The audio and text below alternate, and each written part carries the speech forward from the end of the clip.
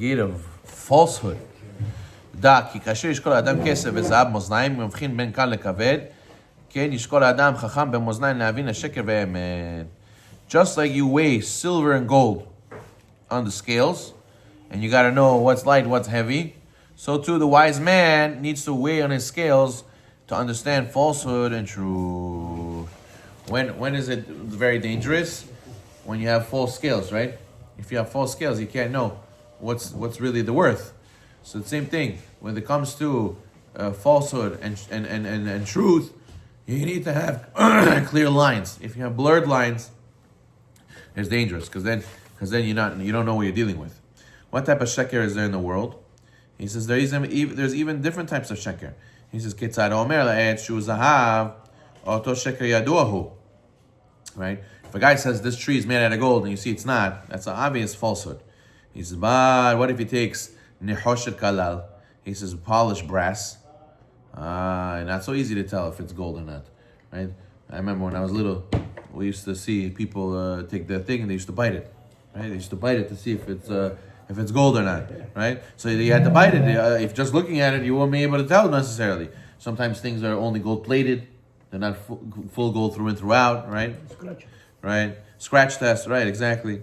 So he says there's some forgers, you can make brass look like so much like gold, the experts can't tell the difference without specific tests, right? And the same thing is with thought. יש מפולפל עושה סברו לקיים השקר עד שנראה שהוא אמת. There's some people who are so good at spinning things, presenting things, they make sheker look like it's truth. They tell you, for example, the permission to abort till 9 months. It's my body, my choice. What do you mean? Why should I suffer? Why should? And they could even make murder look like it's beseder, right? Because my body, my choice. They give you all these logics, right? What did I say the other day? They said, we found life on Mars, right? They found some amoeba over there. And some germ over there. Oh, we found life on Mars. But then 9-month baby in the womb, no, that's not life. That's not life. Right? A germ over there is life. Oh, excited. Over here, no, it's not life. Go kill it. So you see how they could spin. They could spin whatever they want for their personal, with logics like this, logic that, and these are all half truths. To be very careful from half truth. The most dangerous guy is the guy who thinks he knows. The guy doesn't know, he'll learn the truth. The guy who knows, okay, he knows. The guy who thinks he knows, he's guessing, that's dangerous. So therefore he says, there's some sophisticated people who can manufacture rationalizations to bolster falsehood until it appears to be truth, right? Another classic one I always deal with is, I said, this is a su, you can't do this. He says, but why? Everybody does it. All right, so in his mind, what is he saying?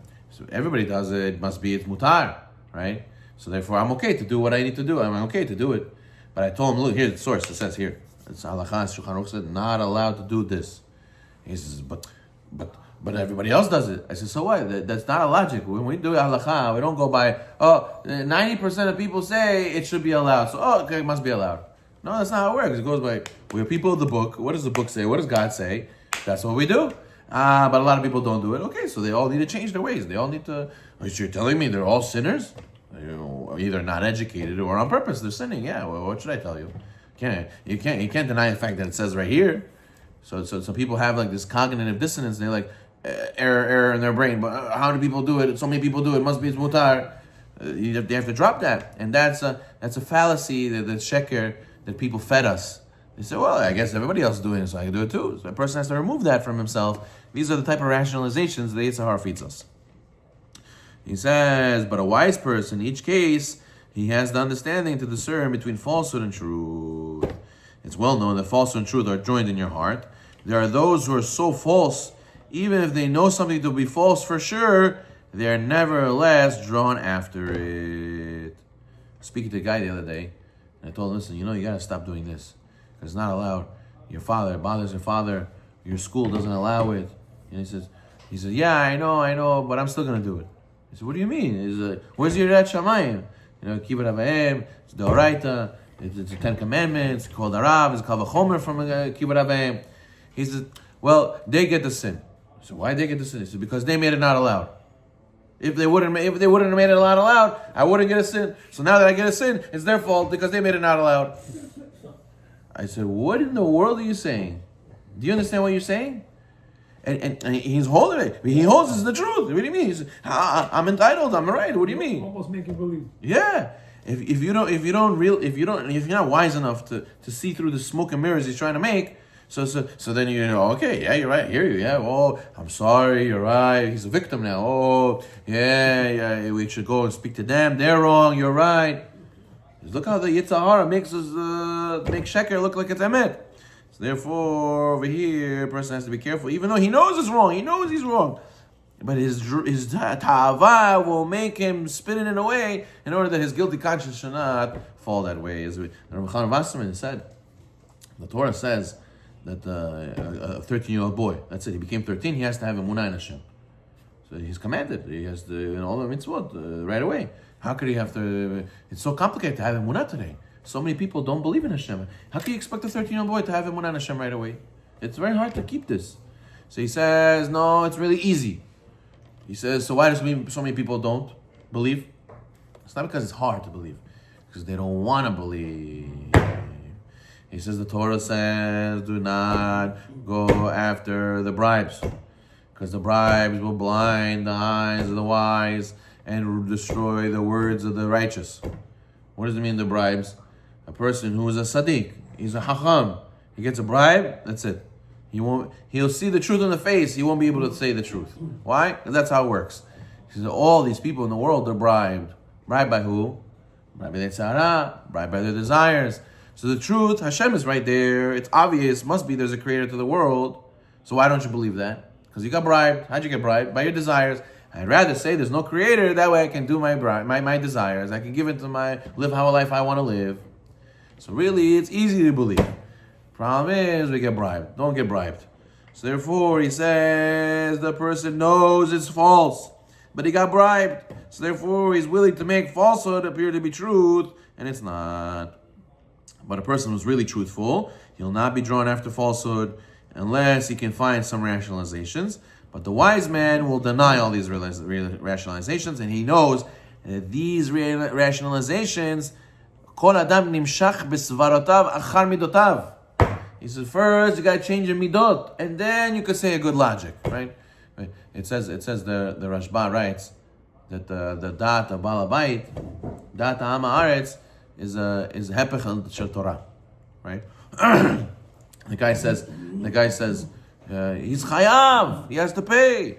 So that he reads the Mishnah says you're patur, right? Well, why is he didn't learn Torah? So of course, how is he going to know the Torah? Torah is godly wisdom. How you yourself with your desires, you're going to think otherwise. Only if you learn godly wisdom, then you understand what the halacha is. So much so, he says. So there was one story of a guy. He didn't know the halacha. So he asked his friend, "No, how are we going to find the halacha? I don't know what it is." He says, "You know what? I learned one time. Whatever Am Haaretz says, do the opposite. Go ask Am Haaretz. Whatever he says, the halacha probably is the opposite." So you go ask him. He asks the guy, "What do you think this case?" "Oh yeah, this guy. Oh yeah." He looks. He finds another rabbi. The halacha is like this. He said the opposite. He said, "Yeah, you're right. How'd you know that?" He said, "Oh, I asked this guy. I just do the opposite." Why? Because that's normal person's midot will say this, and the Torah, which is above the midot, will say the opposite because that's the wisdom versus the midot. So therefore, a person says, "No, the man's rationalizations a lot of time can be by his laziness. His rationalizations can come from his anger. The haughty man can come from his haughtiness." You know the famous story with the humble guy from Vilna. I told you this. There was a guy who was named Anav from Vilna. The humble guy of Vilna. Yeah, with the towel. Right. He went to the mikvah. There was no one towel left. The other guy took the towel. He goes to him and he gives him rebuke. "How dare you? I'm the Anav of Vilna. How do you take the last towel from me?" Right? He's the Avnav. He's the humble of Vilna. Right?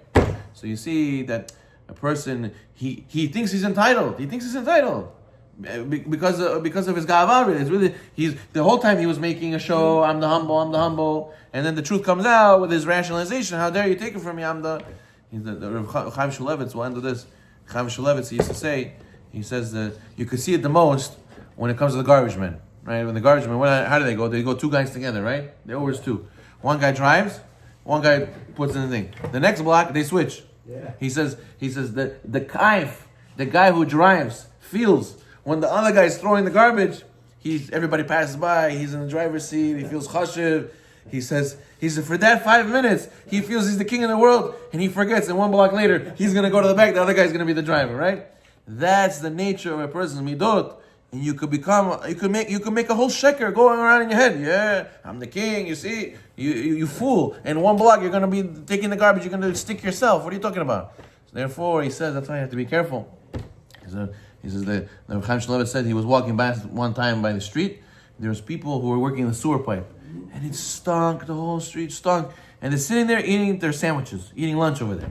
He said, "What's wrong with you guys? It stinks over here. How can you make bracha? How can you eat? I would throw up if I would sit here for 5 minutes." He says, "We work with this all day. We're used to it." His problem is so many people, they're so used to the sheker, they can't even tell it's sheker anymore. Baruch Na'olam.